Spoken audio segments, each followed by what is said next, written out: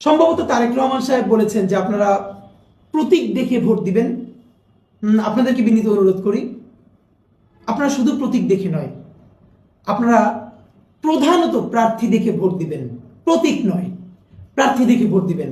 আপনার এলাকায় কারা নির্বাচন করছেন আপনি সবার প্রোফাইল নিয়ে একটু ঘাটুন। বিএনপির কে, জামাতের কে, এনসিপির কে, স্বতন্ত্রকে, সবার উপর একটু আধা ঘন্টা সময় দিন। দেখেন, একবার ভালো একটা মানুষকে ভোট দিবেন, 5টা বছর ভালো থাকবেন, আপনি ভালো থাকবেন, আপনার পরিবার ভালো থাকবে, আপনার এলাকা ভালো থাকবে, আপনার দেশটা ভালো থাকবে। আর আপনি যদি ভুল সিলেকশন করেন, আমরা কেউ ভালো থাকবো না। আমরা যদি সবাই বেছে বেছে যোগ্য লোকটাকে, যোগ্য প্রার্থীকে ভোট দেই, সে বিএনপির হোক, জামাতের হোক, এনসিপির হোক এবং স্বতন্ত্র হোক, যে দল থেকেই হোক, তাহলে যোগ্য মানুষগুলো যদি গিয়ে সংসদে দাঁড়ায়, আপনি ভাবেন তো আমাদের সংসদটা হয়ে উঠবে যোগ্য মানুষদের একটা কারখানা।